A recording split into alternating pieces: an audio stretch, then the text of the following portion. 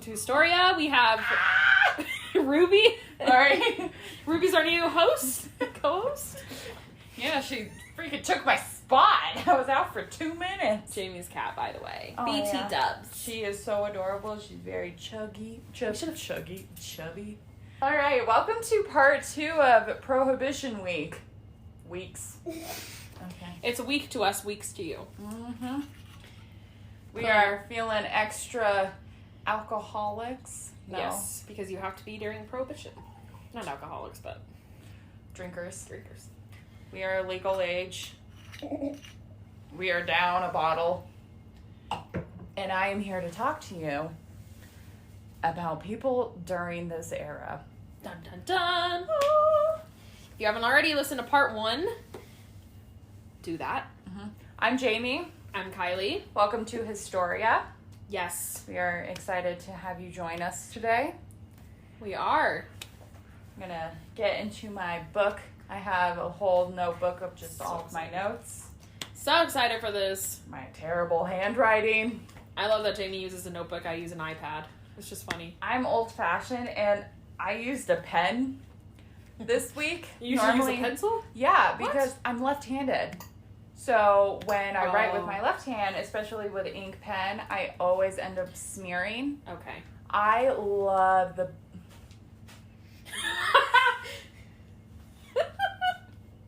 We interrupt this message for a quick poop from Ruby. You can't get any privacy in this damn apartment. Oh, gotta hide it. God, I hope it's not a smelly one. How often do you clean it out? I cleaned it today. I Oh. completely replaced I it, was gonna say but looks clean. homegirl shits a lot and it smells sometimes. Ruby. I even have a freaking air freshener and I'm like, And it's still not helping. she's a big girl. That's so funny. When we got her, she was 15 pounds. I've gotten her down to, I think, 13. Not bad. But she's big. Can you stop making noises? Ruby, you hit it. You're good. We can't see it. There we go. Hi, baby. That's so funny. Yeah. Anyway, on my tangent of being left-handed and how awful it is because they never make anything for left-handed people. I smeared a lot of my notes and then my hand was completely black. That's why another thing that made me not want to be a teacher is writing on on the whiteboards. Yeah, Because then I would erase whatever I just wrote. that makes sense. My thing is I get pen marks on my hand. At the end of the day, my whole, right side of my hand is completely covered in pen marks. Just, Mhm. dots. And I'm like, how does that happen? I think it's when I open my pen Yeah. and it, hits against it. Mm-hmm. Every day. But yeah, that's the life of being left-handed. It's never fun. Just learn how to write with your right hand. That I tried when I was younger and I did not succeed at that. I went to the batting cages yesterday and I batted my right side. Oh. I didn't do too bad, but it was also slow pitch. But so today I have 4 people that I'm talking about, but one of them's a duo. Oh, I was like, you said 3 first. Yeah, but it's But now there's 3 stories, but 4 people. Okay. So I'm going to go, so 2 of them are not necessarily during the Prohibition era, Okay. but they kind of helped structure it and pretty much was what happened afterwards. Pretty much because you talked about Mm-hmm. pretty much just the foundation and Yes. then just the meat of it. Right. But the ending, shit was still going on no Yes. matter what. So the 4 people that I'm going to be covering today is Carrie Nation. Woo! Yeah, she's freaking Amazing. wild. I love it. I have Izzy Einstein and Mo Smith. Okay. Never This heard of that duo one. was interesting. Wait. It's 2 people? Yeah, Izzy Izzy Einstein and Mo Smith. and Mo Smith? Yeah, Okay. yeah, interesting names. Okay. And then I don't know if you're going to know him, but it's Robert Glenn Johnson Jr. also known as Junior Johnson, NASCAR driver. Oh. Yeah. You've caught my attention. Yeah, I was just like, NASCAR? Really? But then I was like, okay, it kind of makes sense. Yeah, I can see that. So the first person I'm going to be covering is Carrie Nation. She is very influential of who you were talking about, of conservative women, really promoting, what's it called? Like the women's temperance movement? Yeah, kind of just wanting purity yeah. of just alcohol. But, like, she has a good reason for it. Because I'll get into that. So, the Prohibition movement started as early as the 1820s, especially with people really starting to see alcoholism becoming a huge factor in their loved ones, as you have noted. Yes. But it started for her at a young age, too, because everybody was drinking at that point, but even, like, her family was kind of just like, eh. So, Carrie was born, Carrie Amelia Moore. She was born November 25th, 1846 in Kentucky. Okay. You never hear a lot of people born in Kentucky. No. I forget it exists. I honestly did too. I don't know where it is on the map. Yeah, I'm one of those people. So, in her upbringing, Christianity was huge. Her family would go to church every day. Her parents pretty much shoved it down her throat, which was it was a common thing to do. You would go to church on Sundays. You would, and especially in Kentucky, they're considered a southern state, right? Yeah. So, growing up in, like, a southern state, you're going to have more Christian beliefs, more conservative beliefs, and her parents made sure of it. And so she was, her turning point to God to really just grasp Christianity and to pretty much put her devotion to God was during her baptism at age 10. I thought that was a little late. I was like, I don't, because I got baptized when I was, like, a baby. Some people get baptized twice, because, like, the second Really? time would be, like, when they actually know what they're doing. The first time is, like, you might be, like, blessed by the church, or, like, you might, like, when you're a little baby, but when you're actually old enough to make that decision, a lot of people are baptized again. I thought that was communion. Oh, that's for Catholics. It's different for different religions, but... Yeah, because I was baptized Catholic. Don't really follow it. Right. But it's whatever. But, so, yeah. Her belief in God was, like, to pretty much for everything, and she wanted to see the good in everything. Like, people thought she was a wonderful lady. Even though from, like, what she does, people still thought that she was, like, a nice, chill lady to, like, talk with and have a conversation and to, like, maybe go out for drinks with. Yeah. Probably not that last one. But, traits that described her were intelligent. She was very dominant, which is very rare to see in a woman, especially like that. But I think her, like, strong belief in God really put her dominance of just, like, wanting to express her belief to everybody. And she kind of became a very confident woman, which made her more dominant. Which, like, I can completely respect that. Oh, for sure, yeah. And then she was very generous. Her generosity was very highly looked upon. People, like, they loved that about her. And her high voltage energy. She was a go-getter. Like, if she believed in something, she was gonna do it. Which, that's one of the things she's most well known for. Yeah. So, her high voltage energy really became a huge benefactor to her devotion to God, or to her beliefs in general, especially with alcohol. Yeah. So, in 1867, Carrie married her first husband, Charles Gloyd. She fell absolutely in love with this man. She just was head over heels. She wanted to marry him. but her parents didn't approve of this man. And you want to know why? He was not a Christian. He was an alcoholic. Oh. Yeah. He loved the bottle. Yeah.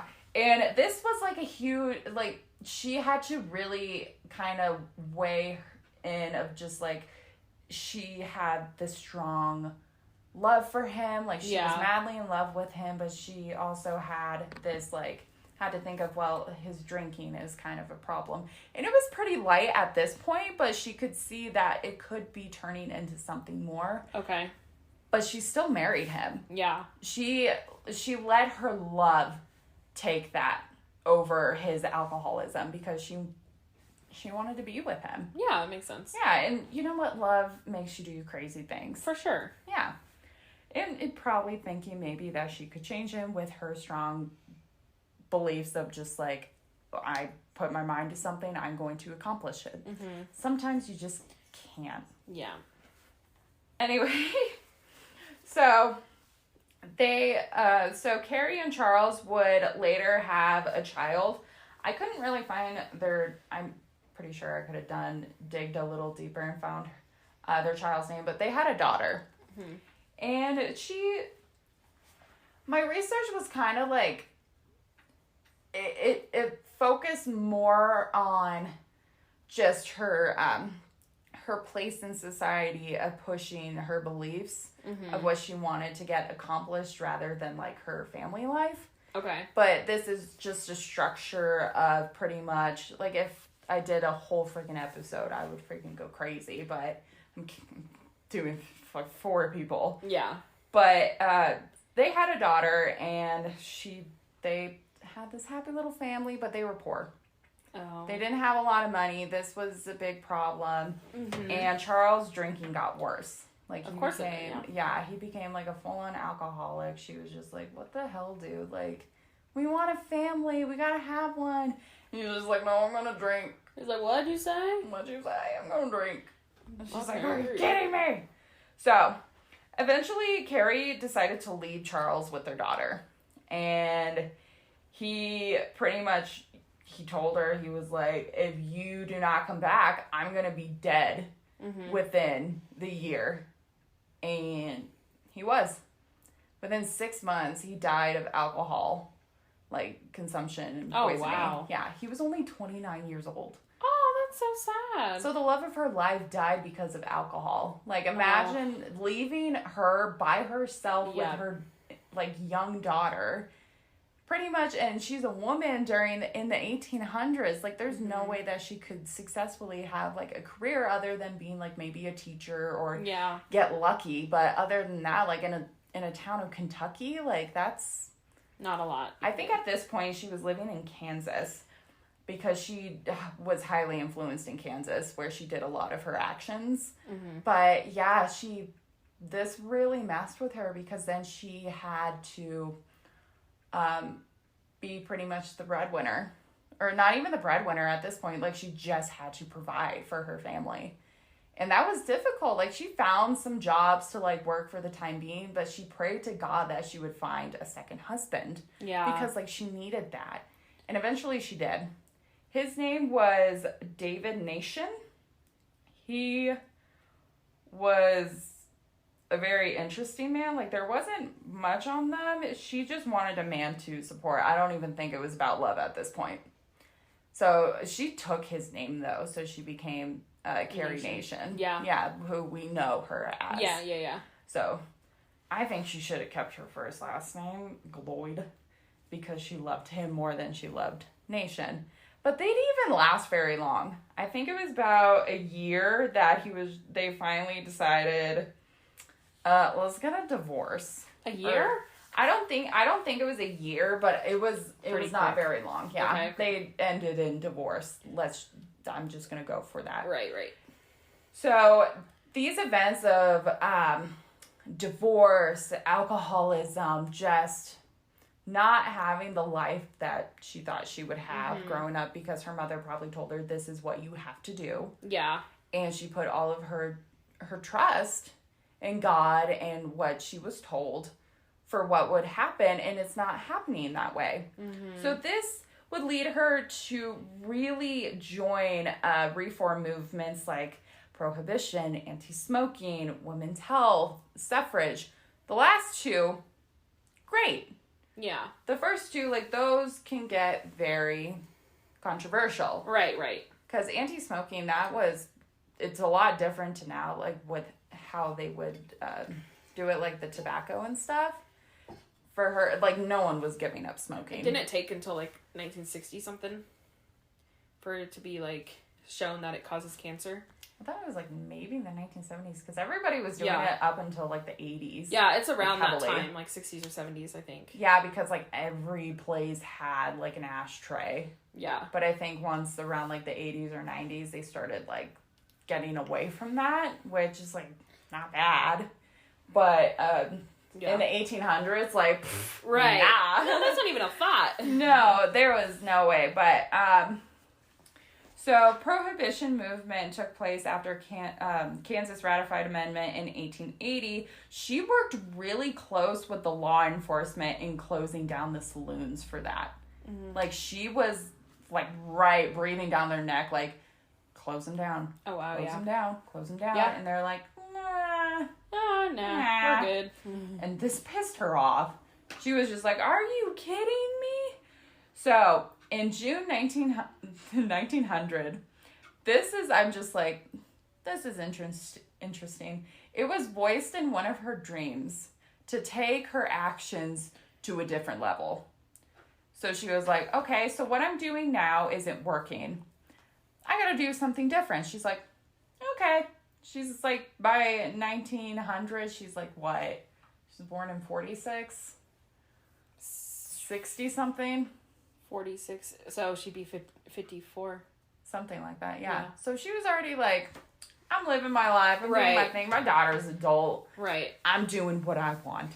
And this would lead to her doing her first new tactic of going to saloons and throwing rocks through the windows to prove her point, to be like, fuck you guys, like, I'm doing my thing. Shut down your saloons. Your alcohol is poisonous. It's disgusting. It's killing people. She's very passionate. She was, and well, she was taking her hurt, anger, frustration. She was taking a lot of her her built up emotions, and really putting it into her hatred for alcohol, which, like, it makes sense for her because the man of her dreams, the love of her life, pretty much drank himself to death, which is exactly what he did. So, like, it's...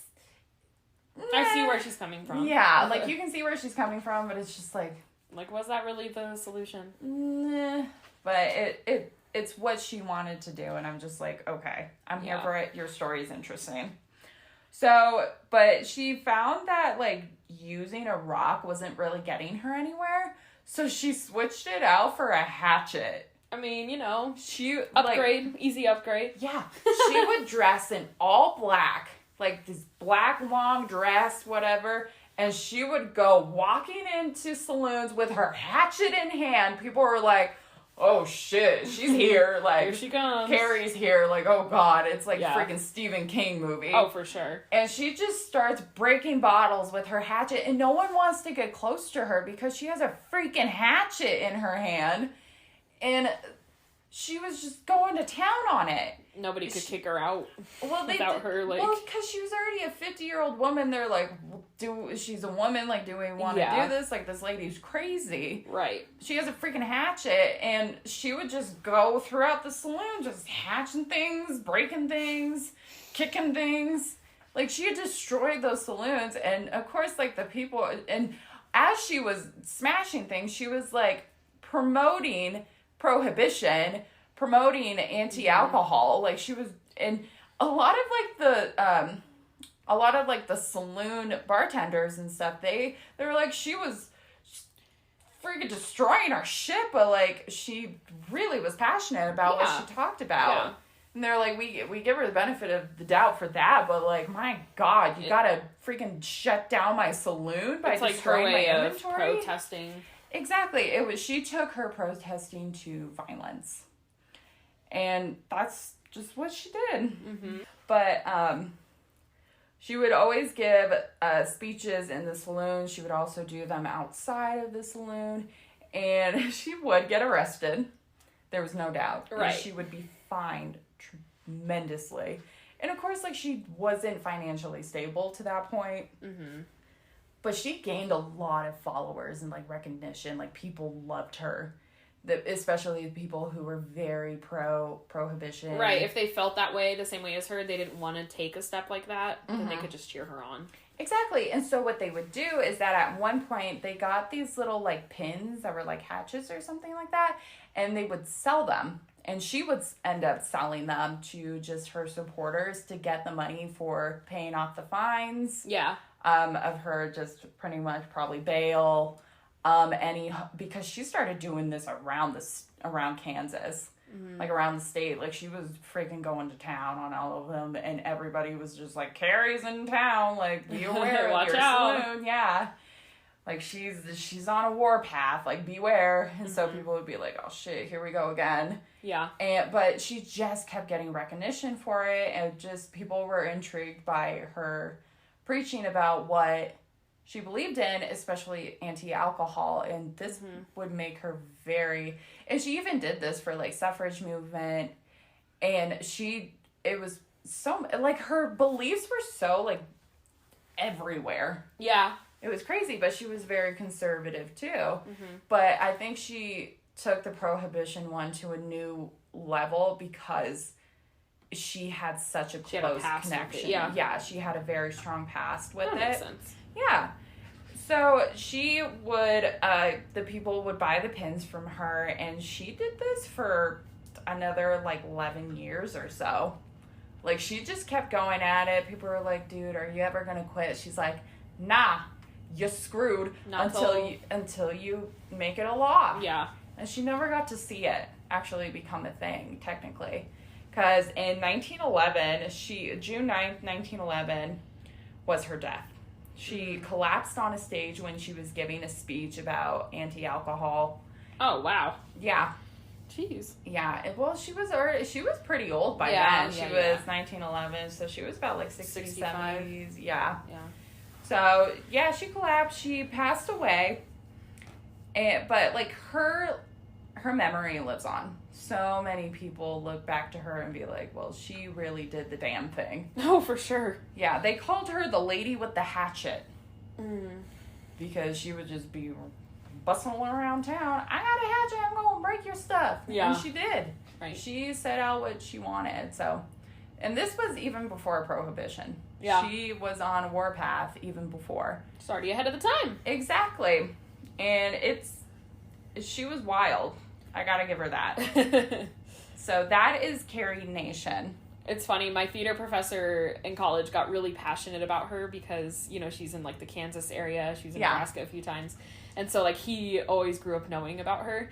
So he decided to write a musical about her. Like, they did it when I was at the school. But it was just so funny. And they called it the Ballroom Smasher. I was like, oh, that's a great name. Well, yeah, she freaking destroyed all of those saloons. People, you gotta admit, like, for the people who own the saloons, they're probably like, my inventory's gone. Yeah. You just destroyed so much of that. That's money. A lot of money going to waste. Yeah, she got quite a bit of supporters to, like, keep her afloat, but yeah, she was never stopped until her dying breath. She just kept going. But at that point, I think she was just sad. Especially a failed marriage, two failed marriages. One of them, he died because of alcohol. And so that makes sense. Yeah, that's rough. That's Carrie for you. Awesome. So, we're going to go a little bit into the future. And our next lovely couple is Izzy Einstein and Mo Smith. Awesome. Just a brief overview before I get a heads in on these two lovely men. They were Prohibition agents. Oh. During this time period. Okay. Yeah. When I did just, like, a brief, because I wanted to do just 3 people. I wasn't really looking at first of doing before during and after. It just kind of worked out that way. Exactly. I just looked up influential people during the Prohibition era. That's cool. It worked out that way, though. Yeah, it's crazy. And these two guys popped up constantly. Yeah. Because they were wild. Oh my gosh. I think they became agents just for the fun of it. Because they had way too much fun with this.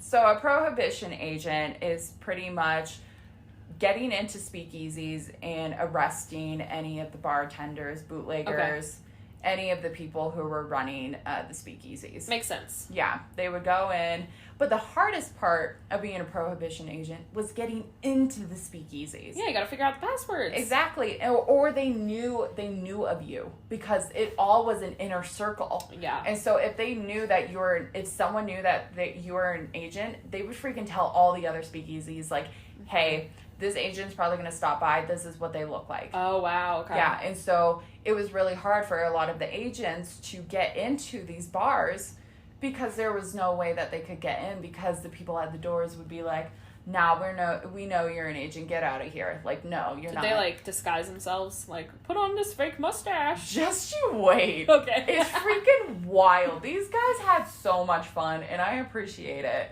I'm so ready. So, I'm first going to introduce Izzy because he is, like, I wouldn't say, he's pretty much the leader. Okay. He started their, like, duo team. Okay. Because he was just interested. And I think he just wanted to do it for fun because he didn't know what else to do. That's fair. So, Izzy was born Isidor Einstein in 1880. He was born in Tarnow, Poland. So he's not even from the U.S. Interesting. Yeah. He immigrated, though, to America in 1901. So he was about 21 years old. So he was fairly young. But from the census, there were, I believe, two. So in, I believe, the 1910 census, he was a merchant. Okay. And then in the 1920 census, he was a mail sorter for the Postal Service in, where was it? Because one was in Pennsylvania, and I think the other one was in New York. Okay. That makes sense. He was a mail sorter. But then when Prohibition kicked in, he was just like, of course, like, the tabloid came out with, like, oh, if you want to be a Prohibition agent, like, apply here. Right. Like, whatever. And he was like, that looks like fun. Why don't we do that? He was like, yeah, why don't I do that? That looks pretty YOLO! fun. Yeah, pretty much. He was just like, I don't know what else to do. Like, let's do that. Let's see how fun that gets. Yeah. So, let's introduce, then, Mo Smith. So, he was born Mo W. Smith in 1887 in New York City. Okay. He was originally a U.S. Marshal, but after everything, he would then become an insurance agent. I feel like they all become, like, some sort of, like, housing or car insurance agents in their, like, afterwards. Yeah, some type of agent. So, it was 1920. Izzy, in a fun effort, decided to apply for the Prohibition agent. This was to catch all the bootleggers and breaking the law of no alcohol. Like, they were like, hey, you gotta catch those guys. And he was like, sure, I'll do that. Yeah. But I want to make fun of it. So he was just like, okay, this will be nice. But then he decided to add Mo into it.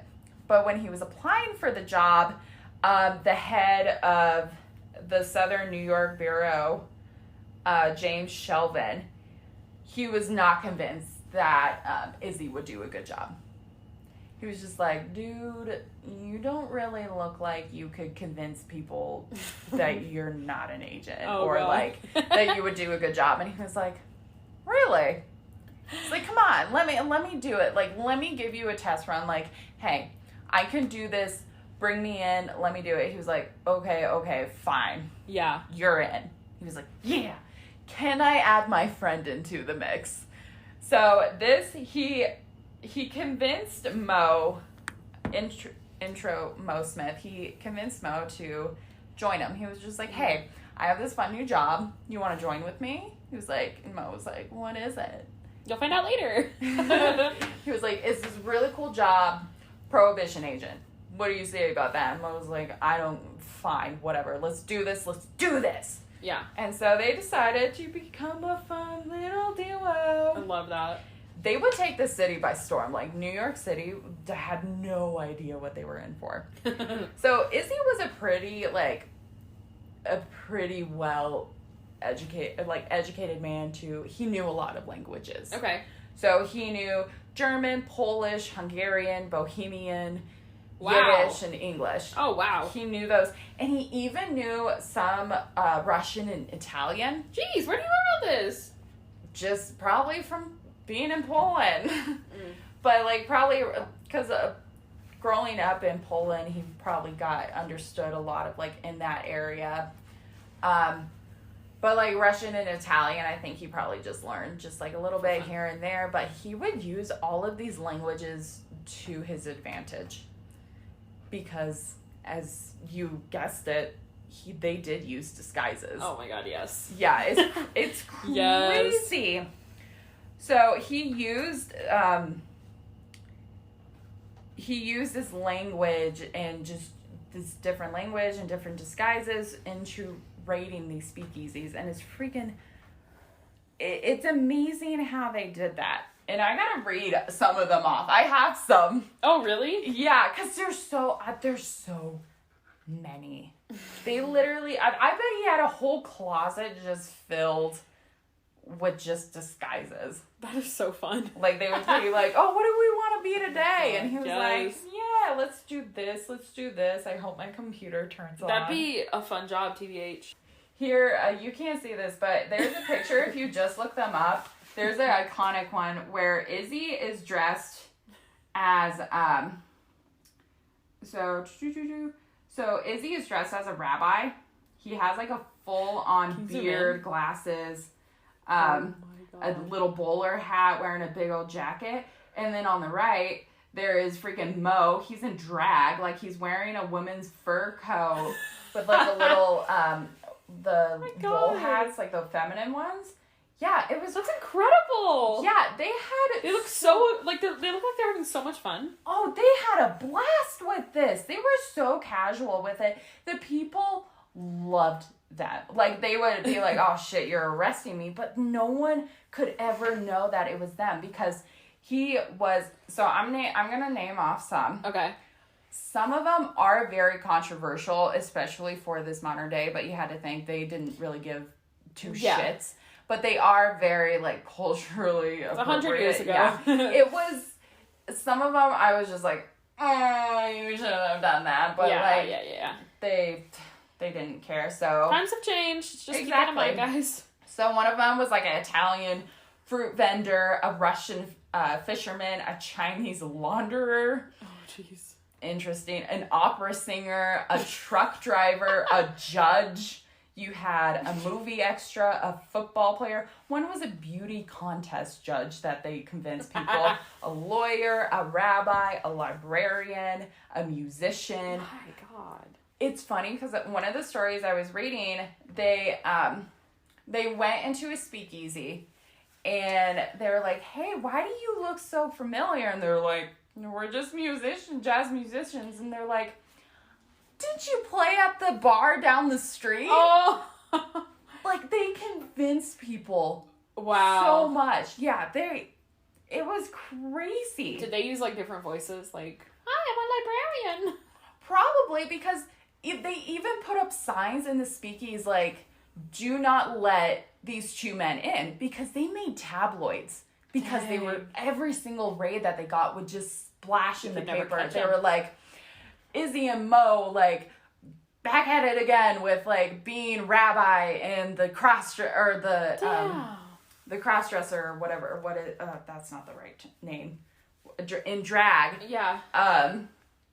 Raiding, like, a speakeasy and arresting, like, oh my God. Gaining, like, 4,000 bottles. Imagine being, like, the owner or the bartender being like, God damn, I didn't even catch that. Like, how was that them? They would go into these speakeasies, like, it's funny, because the first one that Izzy did, he literally went up to the speakeasy, they're like, hey, what's the password, whatever, and he was like, well, I am a Prohibition agent.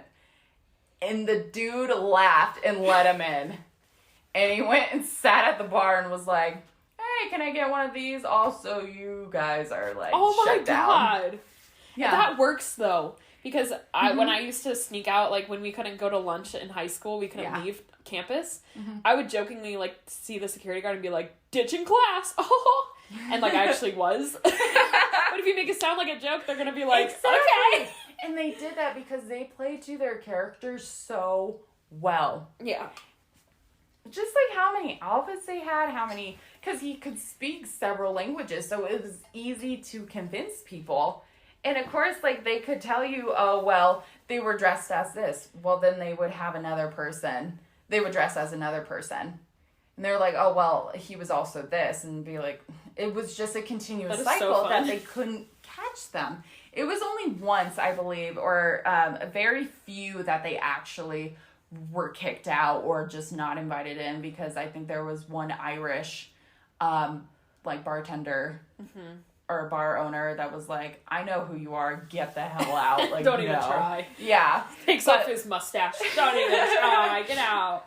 But like, it was very rare because they were good at it. It's crazy how good at it. But the papers for them were just endless. They kept getting put into the press. People were just like, how the hell are we going to catch these guys? They're like, we can't. So this publicity would also become a downfall for their careers, because they were catching men left and right.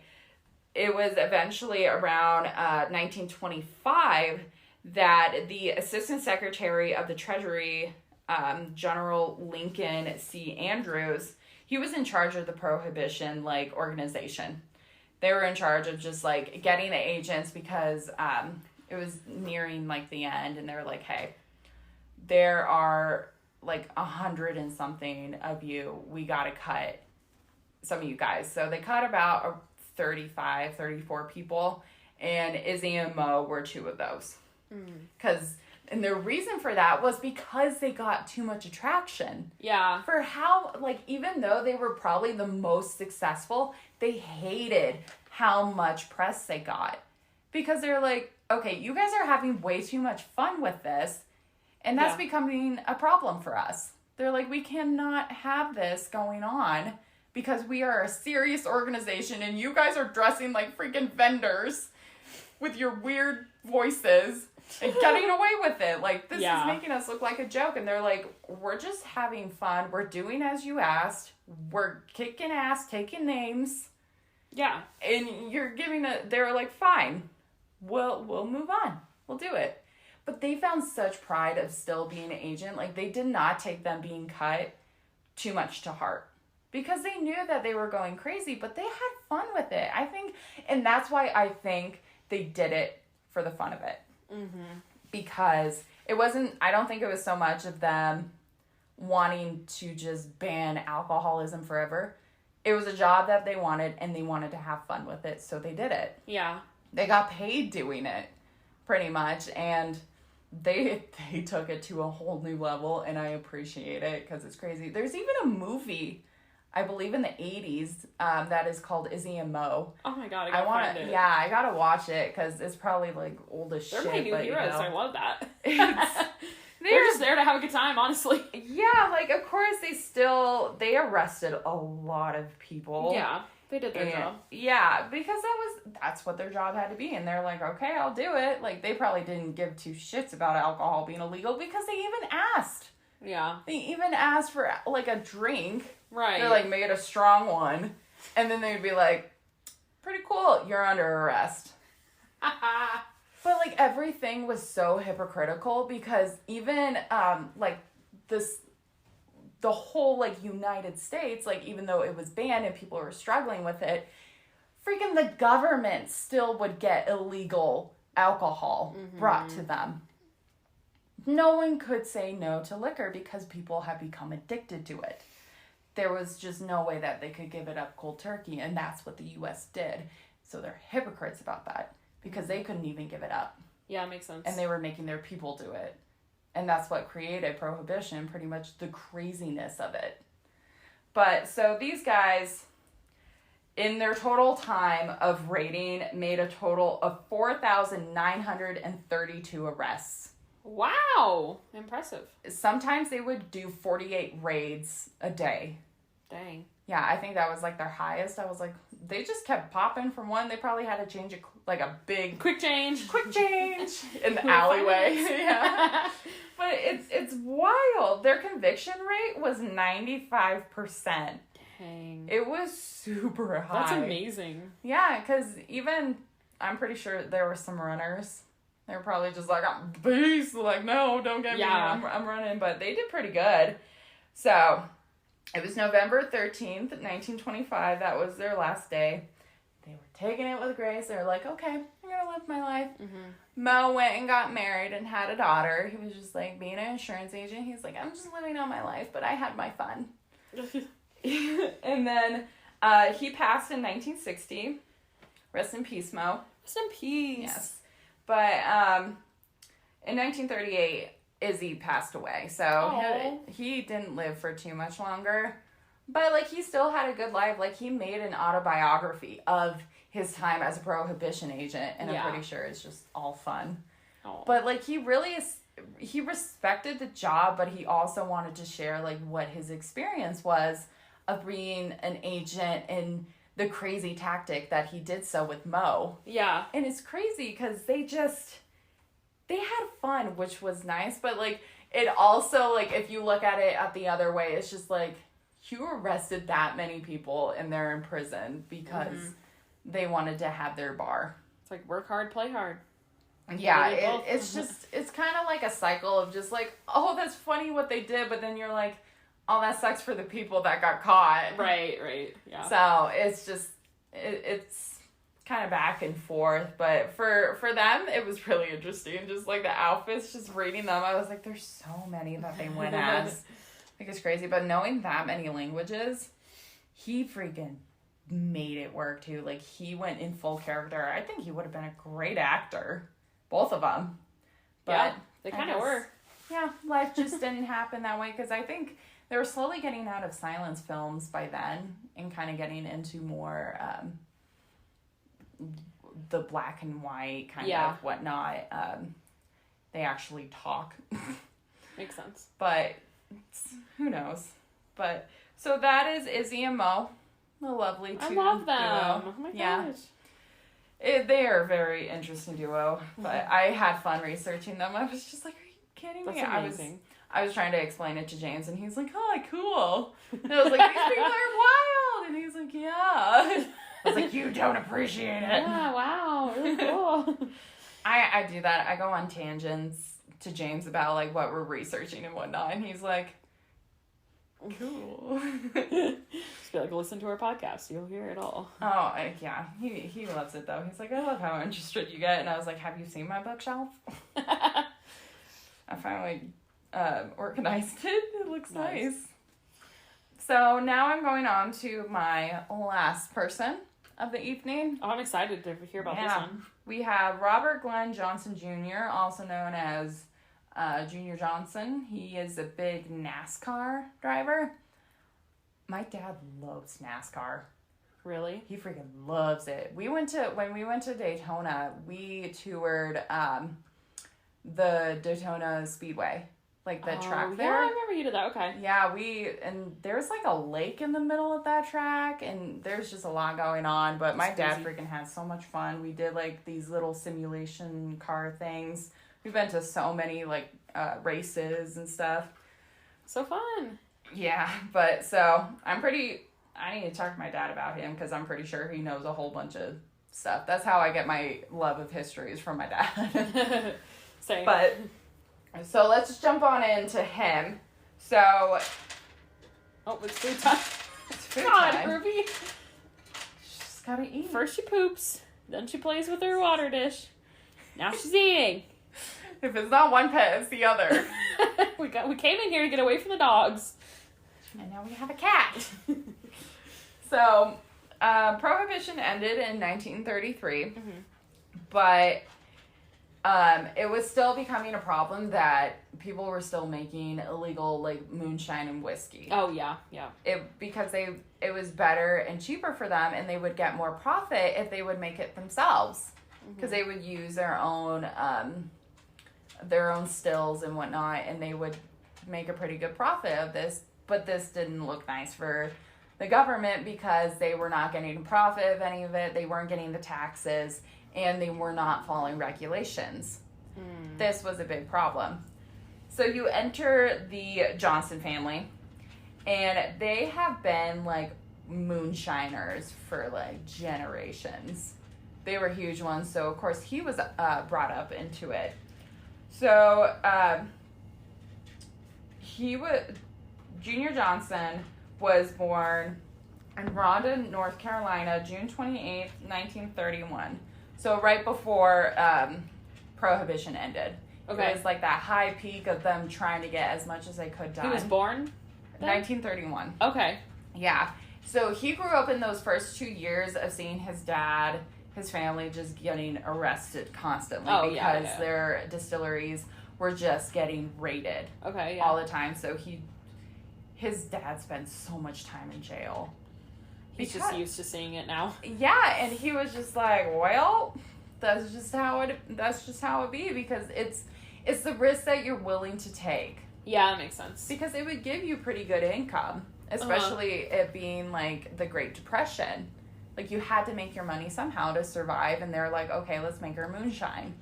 But this also would lead to them eventually getting caught, and it did. So him growing up, he was just like, he was used to it, but he was still brought up into it.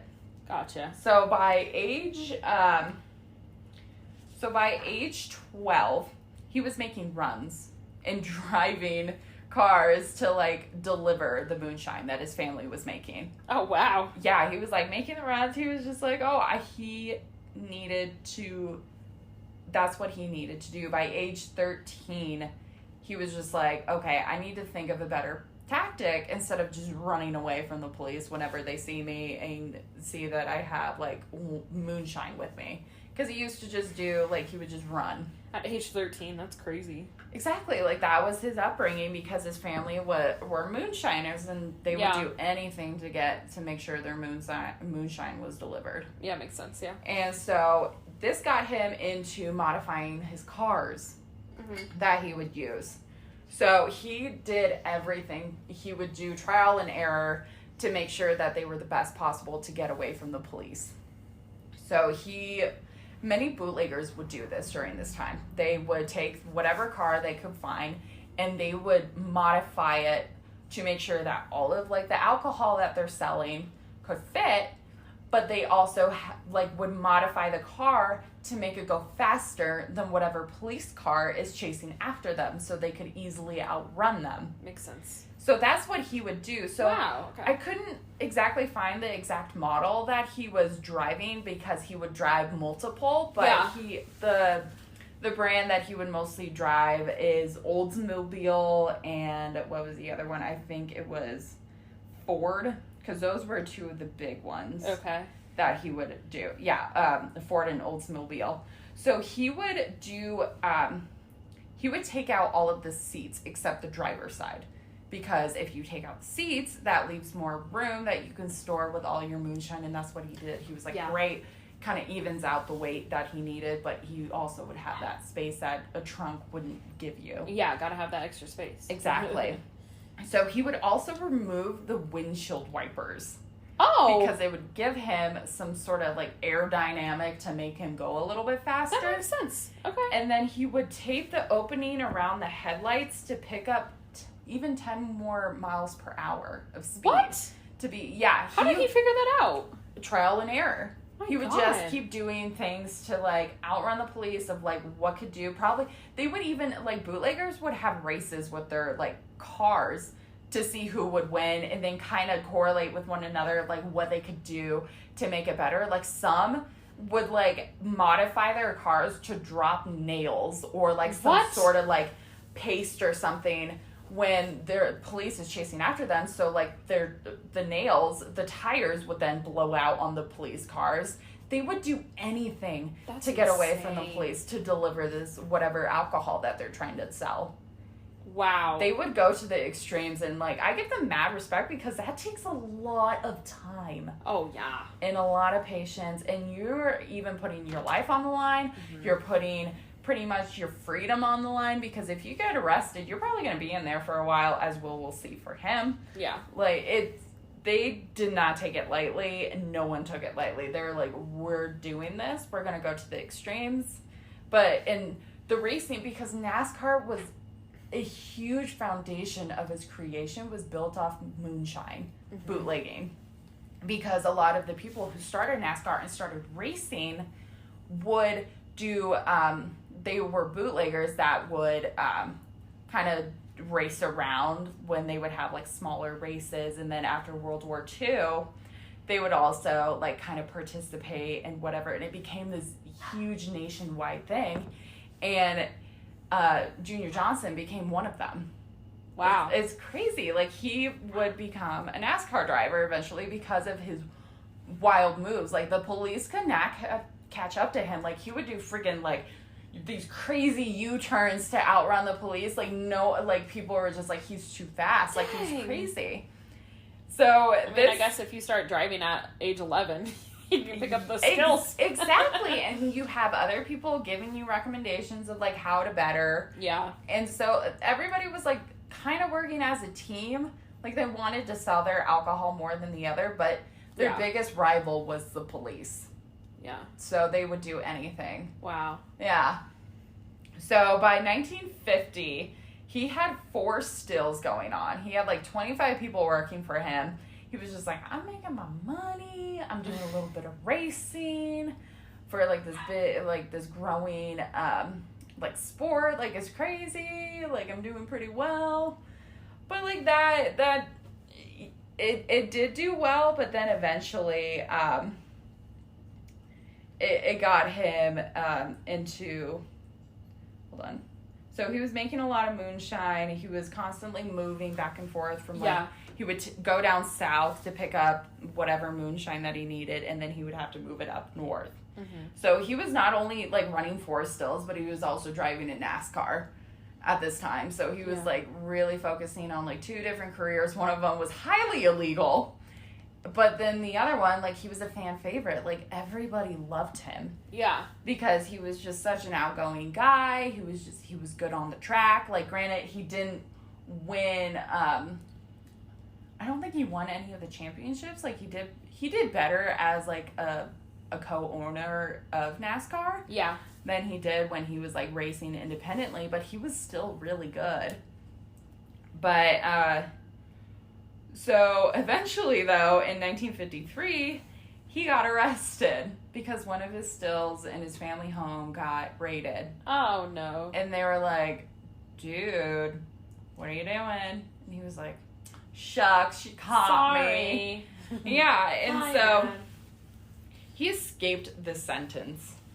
He was just like, I didn't mean to. Like, I swear I'll shut them down. Like, don't you worry, I'll focus on my driving. Just let me go. Like, I'm a NASCAR favorite. Like, you can't like, arrest me. Yeah. They're like, okay, like, well, just don't do it again. He was like, I got you. And he would, for 3 years, this would be, like, okay, he would focus on his, like, car career. Uh-huh. But he got arrested again when he was trying to create another still and got caught.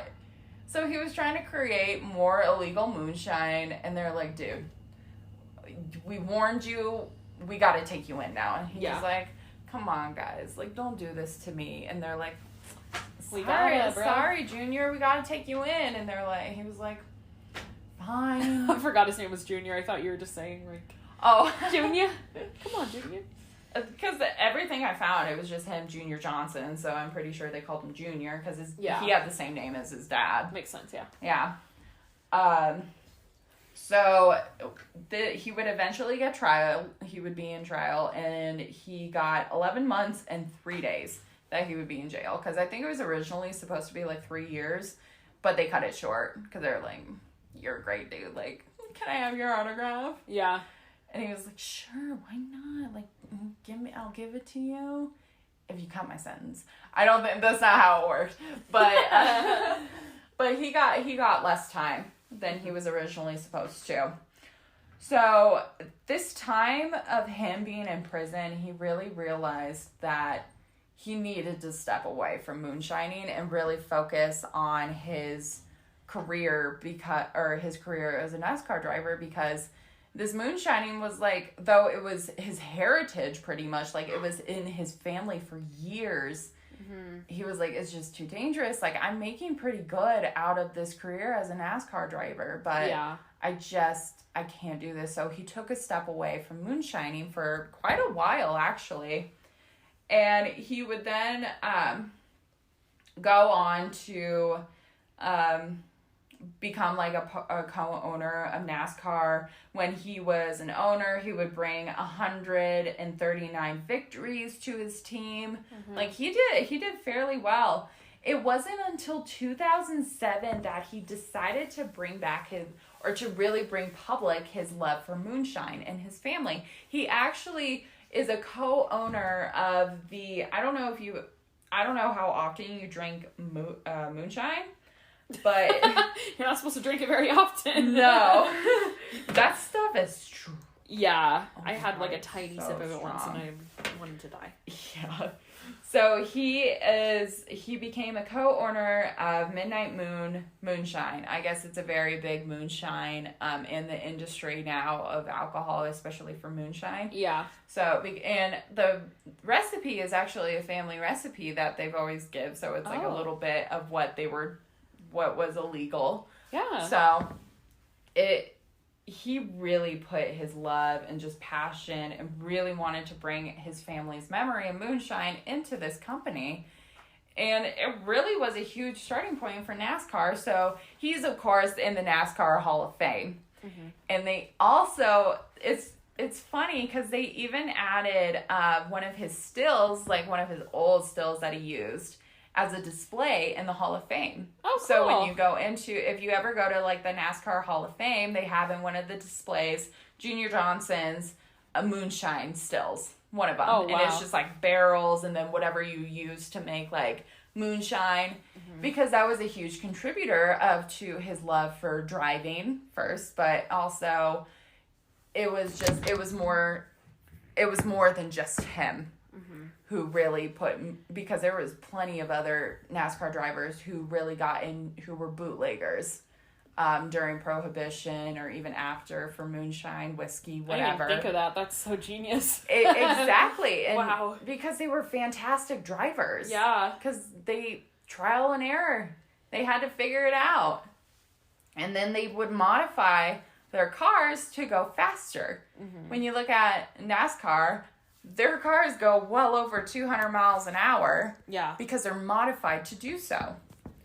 So, unfortunately, he was very up in age. On December 20th, 2019, Junior Johnson passed away at the age of 88. I believe he had Alzheimer's, and I believe he was also in hospice. So, he lived a very long life, though. Like, he lived a good, long life. I think he was very happy with how it happened. Yeah.